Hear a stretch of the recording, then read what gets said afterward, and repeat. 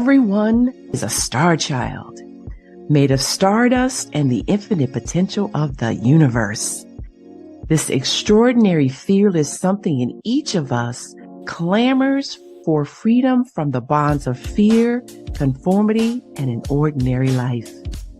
Welcome to Dr. Durr's Living in the Sweet Spot, where practical tools and solutions from the intersection of mind-body medicine, science, and spiritual well-being awaken and empower you to live out your infinite potential, to live life in the sweet spot.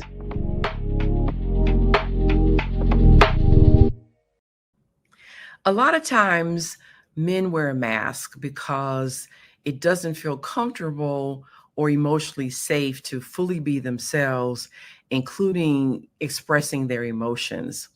So in this episode, Manhood Matters, the impact of masculinity on men's health, we're going to delve into the profound effects that traditional notions of manhood and masculinity have on men's health and well-being, how those expectations and those cultural norms can contribute to mental health challenges, physical health risk, and the overall quality of life for men. So joining me today for that conversation is my guest, Dr. Jimmy Henry. Welcome. Well, thank you for having me on, Dr. Ballin. I appreciate this platform opportunity to talk about men's health. Well, I'm so glad to have you here because this has been percolating with me for a while, because I have what I call a village of menfolk. And, I often think we have these conversations about what it means to be a man, how they think, how they feel, what I call how they move in the world, and especially so for African-American men in terms of what that looks like and the expression of emotion or not. But I know it's true that for men in general, there's this idea of what men how they're supposed to behave, what's acceptable, what's not, and how they can be not only challenged, but really kind of put down for those different expressions of manhood. But again, then I wanted to take a look at, so how does that impact, their health, their physical health, and their mental health? Right. So, there's a lot that kind of goes into answering that, right? What is manhood, really? Men, or being a man, is really having a XY, right? You're born a male, but essentially becoming a man is a maturity issue. It's really growing into physically, mentally, emotionally, and spiritually into who you are as a man. Now, we have these traditional concepts of what manhood should look like, and sometimes it's opposing what the modern ideologies of manhood really are. But either way, men can feel somewhat restricted in how to express themselves as comprehensive men. And that can have mental effects and physical effects as well. Yeah, absolutely. And so the thing that I love about having this conversation is because, by delving into this topic, we're going to take a look at how do you redefine masculinity so that it can lead to, healthier, more fulfilling lives, and challenging those stereotypes and promoting a more balanced, holistic approach to men's health.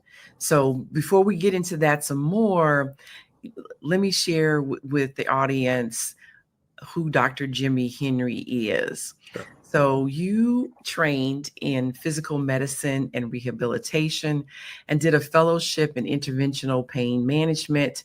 And you've been a physician for nearly 20 years. Then you made a transition to become a board certified naturopathic doctor, a certified holistic health practitioner, and a master certified professional coach with an expertise in health and wellness coaching, life and executive coaching. And then you're also a keynote speaker. And I love the fact that you are passionate about men's health and utilizing mental fitness as a tool in your coaching practice in order to help men improve in their relationships, performance, and well-being. So, of course, the thing that I also think is really interesting about you is, you were in, or I should say, in and practicing, traditional Western medicine, which is allopathic medicine. Right. And then you made this pivot to naturopathic medicine. So tell us about that. Yeah. So, being in healthcare for nearly 20 years, right? Taking care of other people. Honestly, I didn't take care of myself the best that I should have, right? And I think we often fall into that trap of medicine about not putting ourselves first. And though while I was practicing and taking care of patients, building a practice, running a practice, having employees, I actually developed some health issues myself. I became hypertensive. I was overweight. So I was dealing with all these issues related to my actual stress. And then I began to kind of go on this wellness journey when I unfortunately lost a loved one. My cousin, who was only 34 years old, she passed away of breast cancer. No prior history, no family history, perfectly healthy. And that kind of led me down this path. Okay, how can I be the best version of myself and trying to avoid anything I can really, prevent? But it was hard to do while trying to run a practice. So fast forward 2020, we have COVID, stressful. We have George Floyd, stressful. Mm-hmm. I was going through some personal issues as well. And just kind of the culmination of things caused me to just push the pause and just take a step back. And when I took that time away, I realized actually how burnt out I actually was. I was ignoring all these physical signs and symptoms, just keep going forward. Meanwhile, it was costing me a great deal Yeah, health-wise. because So physician burnout is pretty common, actually. it is. It's extremely common. And actually, the funny thing is, men physicians, I believe, underreport how burnout they actually are. Mm-hmm. And so I wasn't voicing my issues to anyone. So I took that time away to focus on, my faith, therapy for my mental health, going to the gym, nutrition, just really taking care of myself. And then when I became certified as a holistic practitioner and a coach, now I use what I learned there to help other people, especially men, prevent some of the things that I was dealing with and give them a space where they can actually express themselves in a very holistic way. So, yeah. I think the thing that, and I'm being honest, part of me just, in very simple terms, I'm just kind of going, the fact that we think that we as physicians, or as anyone who takes care of other people, that we think that we can pour from an empty cup is just crazy as hell. It's nonsensical, right? And the funny thing is, when we're studying and we're learning all these signs and symptoms of our patients, right? Mm-hmm. How to listen to their heart and lungs and look at their skin and their eyes, and all these things we're taught to look at, but we never look at it for ourselves. We, in fact, are taught to ignore it and push through it. Mm-hmm. And that really is a disservice for us, because we're not practicing what we're preaching. And this disconnect really affects, I believe, the way that we practice. Yeah, I agree with you. And I think that, again, on balance, it's one thing to say in case of, urgent or emergent situations that we have to put, maybe in terms of putting ourselves first to the side. But the problem is, as you're talking about, we're conditioned as physicians to do that consistently, as opposed to, again, looking at, at things from a place of, again, I can't pour from an empty cup. So Right. I just like to remind people, do you periodically put gas in your gas tank? The answer is yes, unless you want to run out of gas. So, Yes, right, it's not about being selfish. It's about taking care of yourself so that you can then take care of others. Or as the flight attendants say, should the cabin lose air pressure, the oxygen mask will drop from the ceiling. If you are traveling with someone, put your mask absolutely on first. Why? Because who are you going to help if you passed out or dead? Absolutely. So, Absolutely. so I think, that I think is a good segue Hmm. actually It is. to getting into this issue of, manhood and masculinity, and, and how that impacts health. Because again, there's, what we're conditioned or trained to think and be and do versus what's really, working for us. Hmm. So can you explain how those traditional concepts of manhood and masculinity influence both mental and physical health for men? Sure. And so I believe there is a lot of purpose in traditional masculinity. Traditional gender roles, I think, have a place because it provides some order and some structure. Men and women were equal, but we're not the same, right? We're meant to complement each other. But unfortunately, the narrative of what it means to be a traditional man, the extreme version of that has been used to identify what all manhood should be, right, without any consideration for individual needs or really wants. So what So, happens so just is, so just to be clear, so yeah, what are we talking about when we're talking about traditional ideas of manhood? right. So, all men should be A, B, C, X, Y, D. So, you should have these attributes of masculinity that are, ambition, passion, leadership, strength, um, lack of emotion, all these things that we personify as being part of what manhood is or should be can be quite restrictive, right? And actually prevent men from expressing themselves fully in their manhood, right? We don't fit neatly into a box, and I know society likes it when you can neatly fit us into a box. But that same box it tries to fit men into actually becomes a prison, right? It imprisons us from expressing our emotions. And if that persists, that same box could be a coffin, right? It can actually cause us to feel dead in our own skin and lead to premature death. Men have this. So hold on for a Yeah, second. go Let's ahead. take that in. Yeah. If you say, can you repeat that for the folks that in the back of the church that just came in? Yeah, The yeah, right. coffin. Right. That same box they try to fit us in, right, can actually become our own coffin. We can feel dead uh, in our own skin, but also lead to premature death.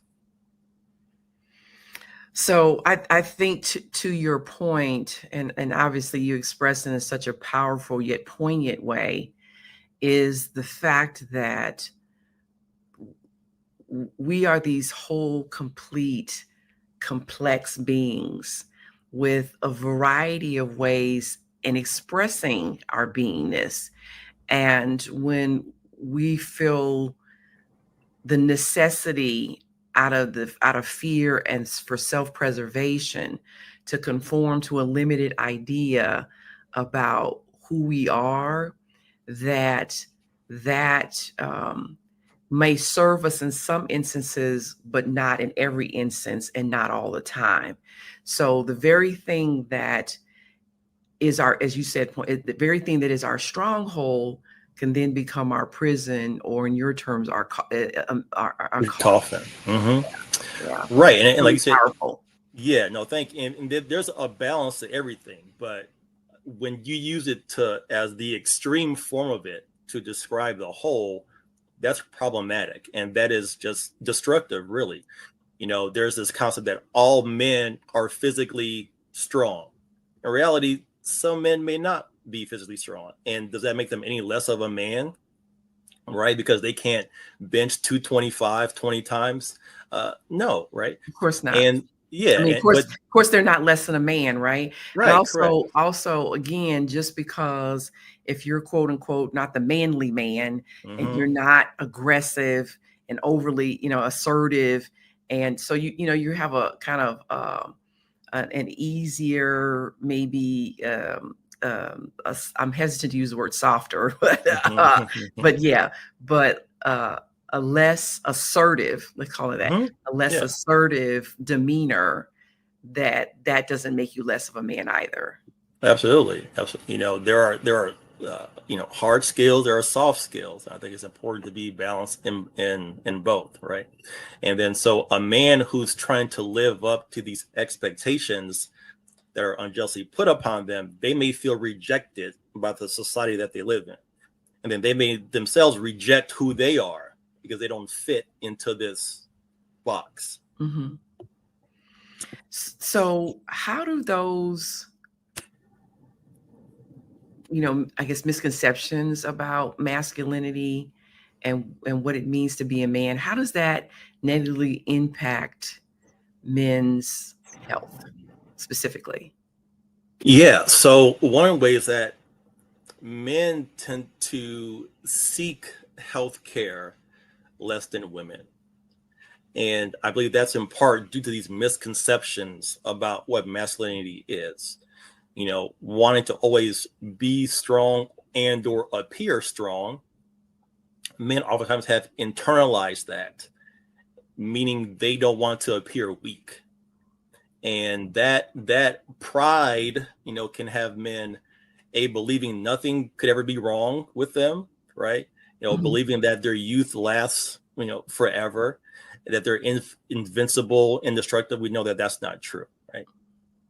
But also, what men may be dealing with is an element of fear, meaning they may want to avoid a potential issue, and they may feel like, well, if I don't know it or what I don't know can't hurt me. When in fact, very thing that you don't know can hurt you, even kill you, right? And I mhm. mentioned that men have a shorter life expectancy than women by on average about 7 years across cultures. And I really believe in part is due to these misconceptions and internalized stress that men deal with that lead to our demise prematurely. So, one of the things um, that I've been told, and you certainly speak about it, but I want to speak about it directly, is one of the reasons, well, put it like this, that men don't ask for help because it's perceived then that they're being weak.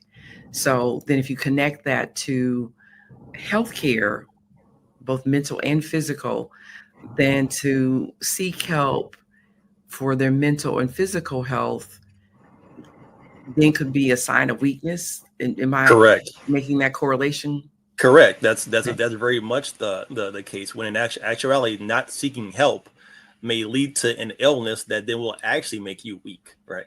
There's actually wisdom and strength in seeking help for a problem, not avoiding the problem altogether.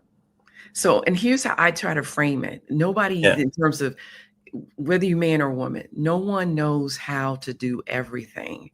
Right. And because we don't know how to do everything, then you do seek professional assistance, right? If you don't know how to fix your plumbing, you call a plumber. Mhm. Your roof is leaking, you get a roofer. And if you want some landscaping or a house built, you're gonna get an architectural landscaper or an architect that builds houses. So to me, it's important to just think about the truth is, if we can ask for help to do these other things, right? I don't know how to fix the car. And these Mhm. cars today, they're like rolling computers, Right. really. Um, then you got to take it to a mechanic. So, I ask people to think about it in that kind of basic truth of getting help for other things. So be okay with asking for help with you when you don't know how to help yourself both for the mental health and physical health. So again, specifically, what kinds of illnesses are we talking about that show up in men because of their issues, in terms of the stresses of being Yeah. in, and just again not seeking help? What specific health issues No. are we Yeah. talking Yeah. For sure. So some of the leading causes of death are actually preventable causes of death, right? Cardiovascular disease, so heart disease, hypertension, high blood pressure, diabetes, cancer. Just off the top, those are the leading causes of death, and they're all potentially preventable. Lifestyle has a lot to do with our health, and internalized stress has a lot to do with our health. Stress has this cascade that can lead to inflammation and pain and increased blood sugar and narrowing of your arteries, et cetera, et cetera. So if we don't manage the primary culprit, which is stress, and then on top of that, don't seek help when we feel like we're not ourselves, then it becomes a chronic issue, which has devastating consequences. And when men think about, taking care of their family and providing for their family, you can't provide if you're not here. You're of no service to your family, not just financially, but emotionally, right? Mentally, Okay. spiritually. I was gonna say that again. You Yeah. can't do what if you're not what? You can't provide for your family if you're not here, right? Financially, mentally, physically, emotionally, your family needs you here. And I think it's the onus is really on men to be accountable to ourselves. There are a lot of factors that go into us not feeling comfortable or not willing to seek out help. But we're here to increase the awareness about this issue and try to break down those barriers so that men feel more comfortable. It's vitally important that we take care of ourselves. Right. So you can't provide and you can't protect when you are pouring from an empty cup. Yeah. Right. Yeah. If I tell folks, if you laid out in a hospital bed somewhere, who are you going to provide for and take care of? Right. Right. So, I think those are some wonderful points. And I tell you what, let's take a break. Sure. Then we come back and then we'll pick up on this. Sounds good.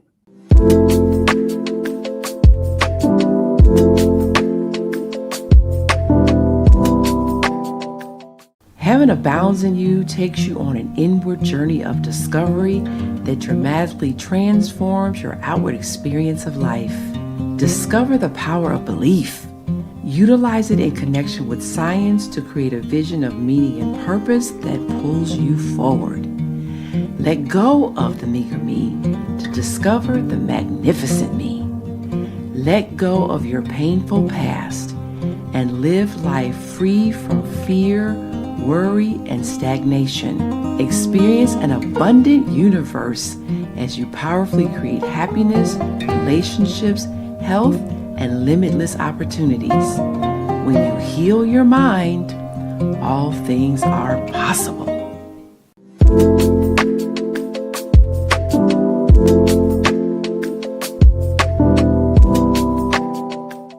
Hey there, Dr. Balin A. Durr here with my guest, Dr. Jimmy Henry, and we're talking about Manhood Matters, the impact of masculinity on men's health. And before the break, you were talking about some of the specific impacts that, physical impacts on health that men experience. And so one of the things that I did, and you talked about these, but I also think it's important for people to understand how something works so then they can make better use of it. So one of the things about when we're stressed is that has chemicals associated with it. And then those chemicals impact the body. It's one thing if it's for a short time, few minutes, 10 minutes, if it's the, cars coming, I don't want to get hit kind of thing. But to be under chronic stress where it's just constant, and those chemicals really don't have a way to recede completely, right? So that you can go into that rest and restoration mode, then those chemicals are going to damage the body. They're also going to, as you talked about, they're going to dysregulate certain other hormones and chemicals, like dysregulate control of the blood sugar, dysregulate control of our blood pressure. So there are those aspects of it which is why, chronic stress is difficult. And so, of course, especially when you're talking about, being an African American man or being Latinx or being someone else of color, then there's the additional stressors that you all experience because of those dynamics and that constant stress that also impact your health. Now, the other part to that is that, I wanted to get into also some of the mental health aspects, because we didn't talk about that. And I like to tell folks, your brain is not in a separate container from the rest of your body. Right. So, and frankly, the brain is running everything. So if it's impaired some way, right, something about the way we think, feel, what we do, or how the body functions is going to be, it's going to be impaired. It's going to glitch. So obviously there's also, so then we're talking about, if you could speak to, there's the instance, then you've got depression and you've got anxiety, we've got addictions, we got that's from overdoses. Right. Do you want to speak about that at all? Yeah. That's a great way to, explain it, right? Stress serves a purpose for a short period of time. It's the chronic stress that has the negative problems. Kind of like pain, like if you were to put your hand on a hot stove, it's good that you perceive the pain to remove your hand from the hot stove. But if you don't and leave it there chronically, right, you're going to have second, third degree burns. So with mental health, especially when we feel stress, it can lead to certain emotions, right? And those emotions could be, anger, it could be frustration, sadness, what have you. These emotions should be expressed in a healthy manner. The best way to do that is to speak them, right? Talk to someone that you trust, a loved one, someone objective, a therapist, a coach, what have you.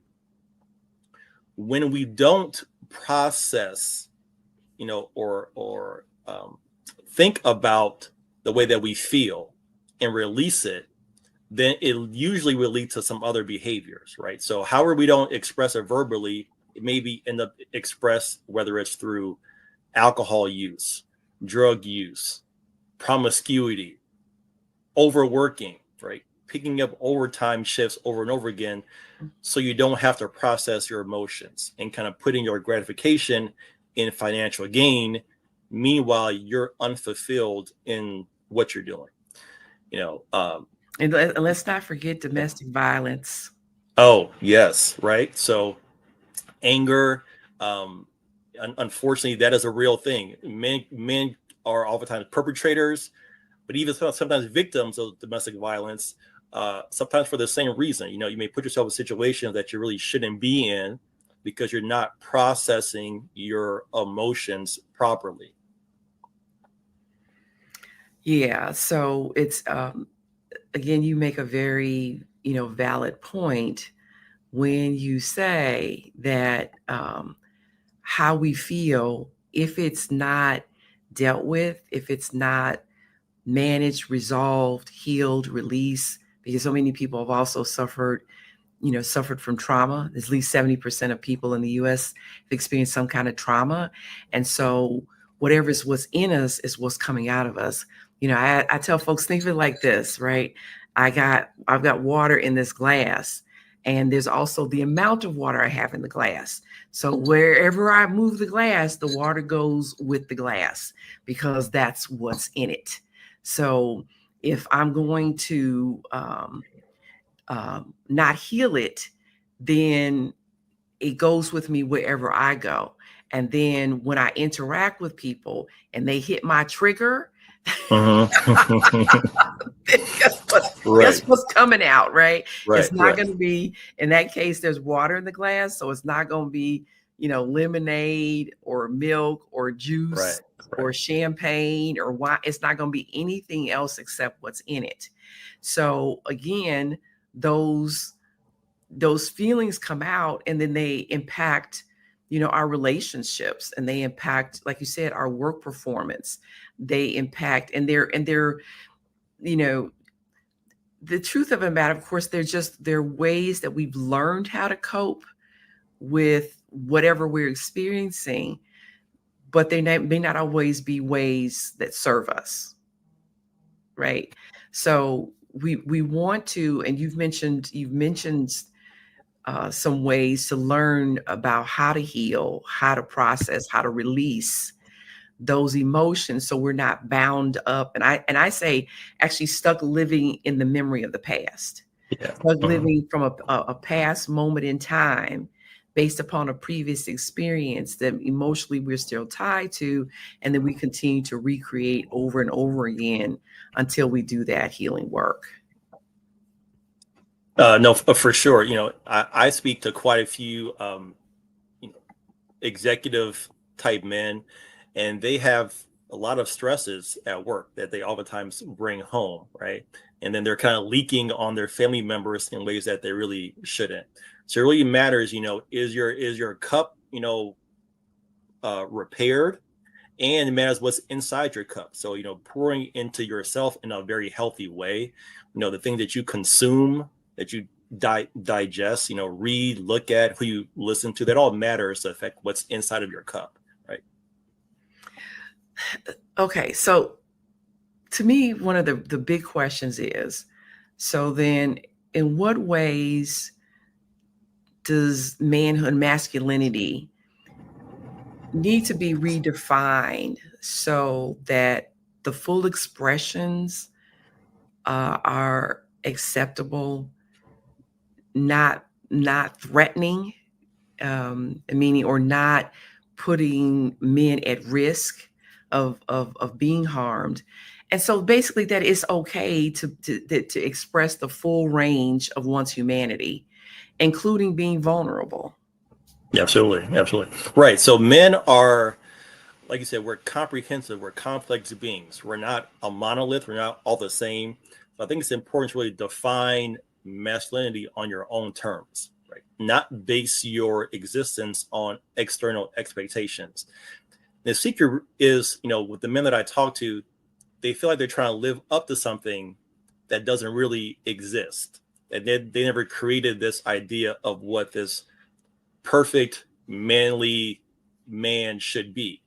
Right, And but that's a but let's, with the caveat that it needs to be healthy, right? absolutely Because, right, right, because right, there right. are, and again, having conversations with the men folk in my village, sometimes their definitions and defining it for themselves are based upon what they see and what Hmm. they Hmm. experienced. So if Absolutely, some absolutely. instances, you know, being a man meant, getting the most beautiful woman Hmm. Hmm. that you could, or getting the most women.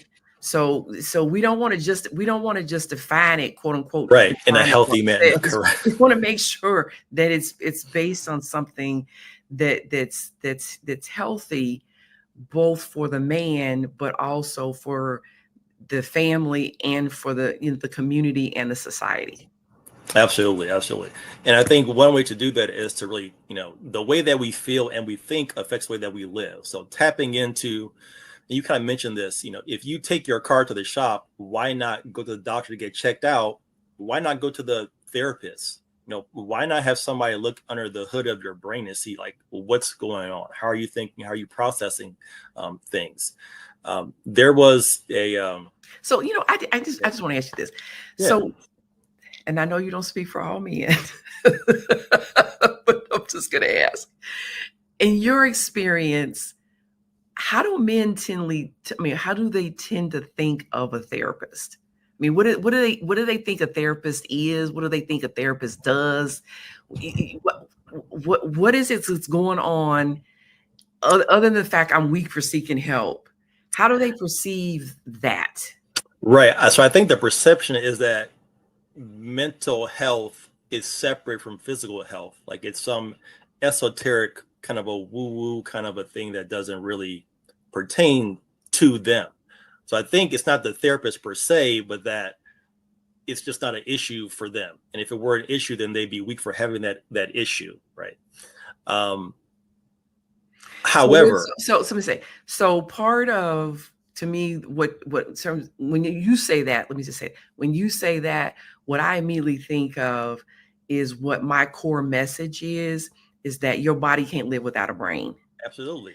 And that education, that information, that understanding is something that is important for everyone to come to that realization. And we know it on some level, right? We know that if you own machines and you brain dead, that you're done.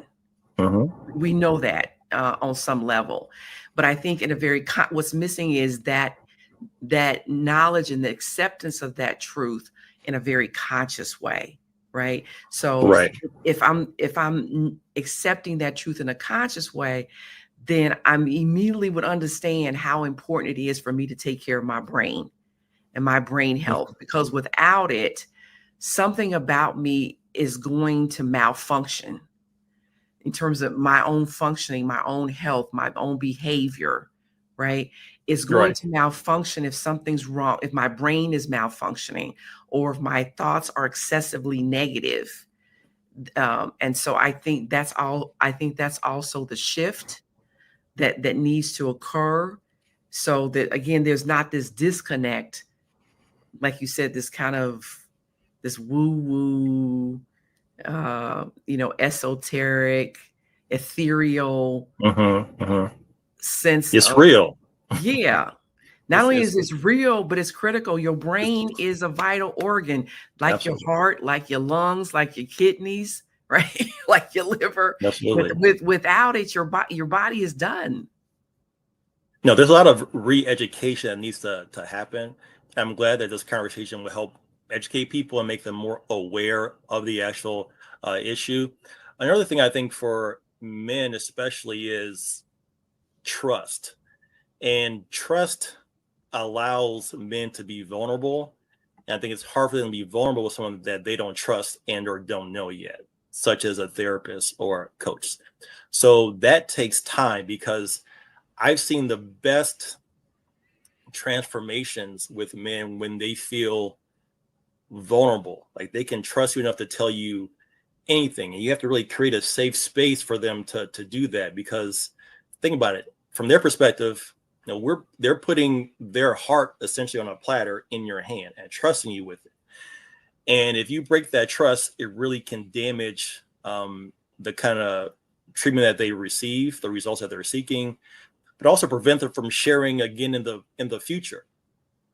So it's a very important thing to not only we encourage them to be vulnerable, but actually be trustworthy enough to receive that vulnerability and handle it with such care that encourages them to keep doing it over and over.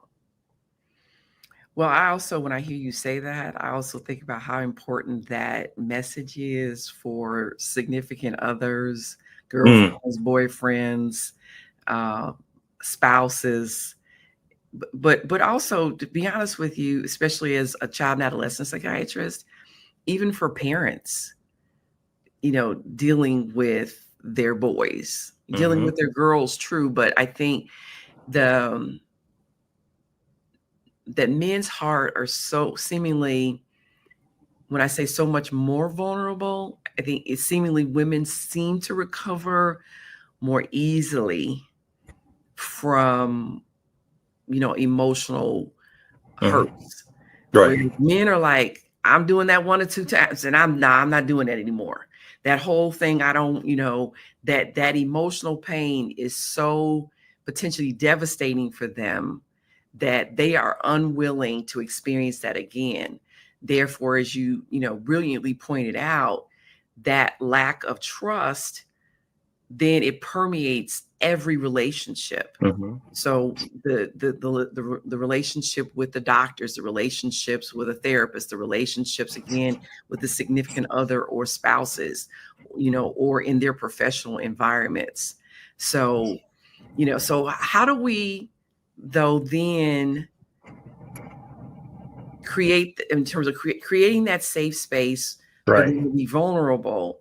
But I guess, but more importantly, I think, how do men create that for themselves, so then that they could have, better health and well-being for themselves? Because here's the truth of the matter, you and I both know. Yeah. We cannot always rely upon other people to do things for us, including creating safe spaces or the safety for us to demonstrate the fullness of our humanity. We can't always depend on somebody else to do that. So how do I create that for myself? So, or how does a man create that for himself so he can have, better health and well-being? Right. I always say, while you're waiting for systems to change, control what you can control within your own life, community, household, what have you. So, long story short, men need to be accountable to other men. I think it's important for men to create Come on, spaces teach where, today, Dr. Jimmy, teach. right. So, where men create spaces for other men to actually speak. And also, men hold other men accountable when they see certain behaviors or actions that they know are not healthy. Instead of sometimes we would encourage some of these behaviors, right? As in the kind of womanizing that you mentioned before. Instead of asking what's going on with his brother, that he would use this as his therapeutic release. What is he not processing in a healthy way? So men need to create the space. Or I was going to say or I think if you want to look at those kind of behaviors, is this serving me or not? Right? Is it healthy or unhealthy? Is it getting me the results that I want? But also is just as equally as important, why am I doing this to meet what need? Right. And again, is it working or is it not working? Is it healthy or is it unhealthy? Is it again serving me and my family and the community or not? Right. Why am I? What need am I trying to meet? Right. And is it a healthy way to do it? So here's the thing. In the short term, some men feel that it does serve them.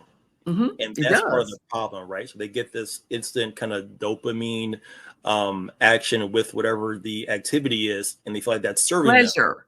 Pleasure. Right? That's what dopamine does, pleasure and motivation.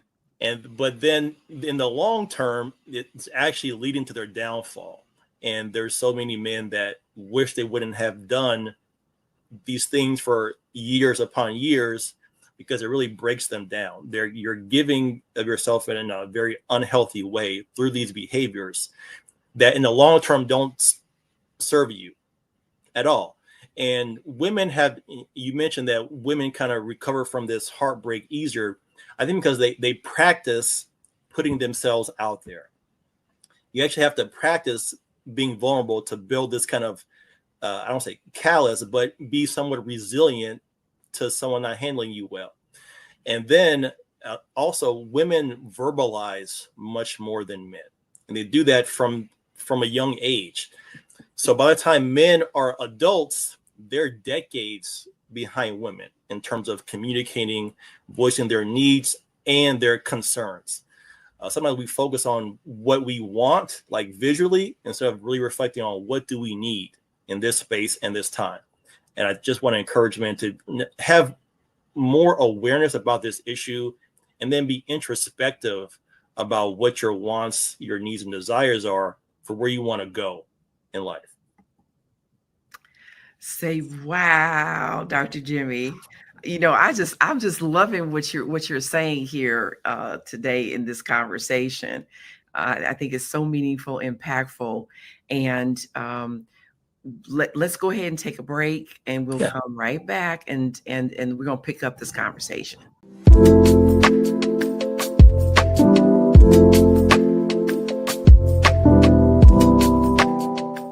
Heaven abounds in you, enlightens, uplifts, inspires, and invites you to live a life that's engaged, joyous, and limitless, the sweet spot of life. Take this journey in oneness.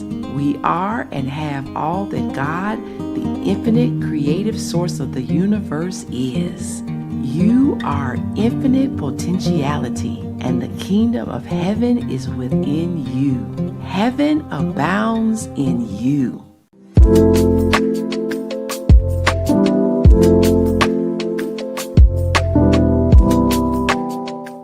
Hey there, Dr. Balin A. Durr, the host of Dr. Durr's Living in the Sweet Spot. And joining me today for this wonderful conversation is Dr. Jimmy Henry, where we're talking about Manhood Matters, the impact of masculinity on men's health. So, Dr. Jimmy Henry, you were just sharing some amazing wisdom during this conversation. And before we went to the break, the insights that you share about, men's thinking and their hearts, and what things we can start to do to address, and what things men can do also to address um, their own, concepts of manhood and masculinity and its impact upon health. So I was just going to say, if you could just briefly give us the summary about what men can do, or maybe specifically Sure. a brief summary, and then we're going to get into what healthcare providers can do in order to create better men's health, supporting Absolutely. So that. I believe that men can redefine masculinity on their own terms in a healthy way, right? And men can also create safe spaces for other men to express themselves, to be vulnerable, to be transparent. But in doing so, hold each other accountable, right, to our behaviors, our thoughts, and our actions. And in that way, we can create this momentum moving forward, where men feel comfortable sharing, expressing themselves in a healthy manner, in a place that they feel comfortable doing so, the people who they know that they trust and who actually care about their hearts. Yes, and I think the other thing too that that we're both saying is that we, in terms of men, need to give themselves permission to that it's okay to be vulnerable, to be emotional, because that's the fullness of your humanity. Now, what you also have to do though is, probably check out and vet the person that you're interacting with to see, is this somebody that's safe to do that with? Hmm? Right? Just like you don't hand the keys to your car to a 7-year-old Right. because they're going to tear it up. Right. Then the same thing is true with other people, right? So you want to check them out and make sure that they're responsible enough to handle you, right? To handle your heart. So, and then the same thing in terms of some same principle could then be applied to folks in healthcare. So again, the question becomes, what advice would you give healthcare providers to better support men's health by addressing those issues that are related to masculinity and manhood? Right. So I think, first of all, people really don't care about how much you know until they know how much you care. So while we may be educated as providers, we need to really get our feet on the ground and to do some of the legwork to get into the communities that we're trying to actually serve. So there's a program it's called the African Male Wellness Agency. So they do programs around the country that promote physical and mental health. And doctors should get involved in things like that. Anything that can help you get a greater understanding of where men are at in their personal lives, professional lives, that you may not have time to do in an exam room, really gives you an opportunity to build a relationship with the people that you're trying to serve. Okay, great. That's great. And so what can they do um, when men come into Right, right, appointments for right. their office? Yeah. So I think really just listen, not just with the words, but with body language, right? You really have to observe men when they come in, because again, they may not be forthcoming immediately with all that you want to hear. So when you ask, how are you doing? And they give you, one or two words, don't just stop the conversation there. You can ask, how's home life going? How's your work life going? How's your performance? What hobbies do you have? What type of things do you enjoy? Who do you surround yourself with? Right? These are more questions a healthcare provider can ask to get a sense of the whole well-being of the man that they're interacting with. Right? And I think that genuine concern lets them trust you more, Mhm. because then they know that you care. So would you advise actually asking some questions about their thoughts and their beliefs about themselves as a man, and are they meeting those expectations and those standards? And if not, how is that impacting them? Would you encourage physicians or providers to ask No, that I think question? that's a great point. There was actually at one of these events that I mentioned, there was actually a blank mask, an exercise they had, a blank mask on the table, and the man would write on the outside of the mask how they believe the world perceived them. And then on the inside of the mask, they would write how they perceive themselves. Mhm. So I think that exercise is beneficial. It increases your awareness. And I think from a healthcare provider standpoint, it lets you see the heart of the person that you're working with, right? And try to understand how do they perceive themselves in a world that may see them a certain way, right? And I think that's a very awesome exercise to actually do in practice. All right. Well, you know what? Of course, this has been a fantastic conversation, and so I think hugely beneficial to many folks in many different aspects of men's lives. So, if someone were interested in working with you, whether it's a wellness coach or an executive coach, and the other work that you're doing, how do they go about connecting with you? Absolutely, yes. So you can find me online at drjimmyhenry.com, drjimmyhenry.com. You can connect with me on LinkedIn or Instagram. My handle is at Dr. spelled out Wellfit. And I would be, actually very excited to help men along this journey of becoming the best versions of themselves.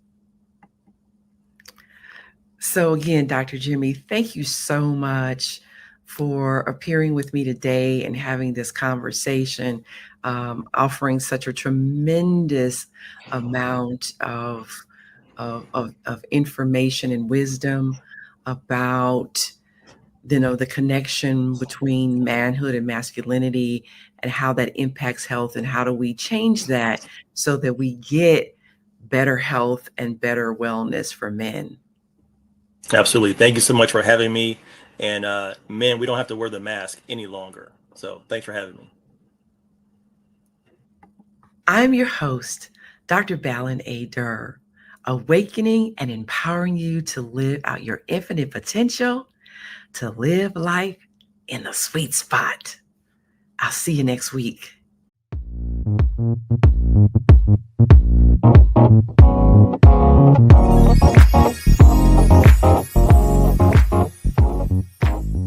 Thank you for joining us today in the sweet spot. Share, follow, and like us on social media. To learn more, please visit balinadurmd.com, spelled BALINADURRMD.com. Join us next week, and remember, when you heal your mind, all things are possible.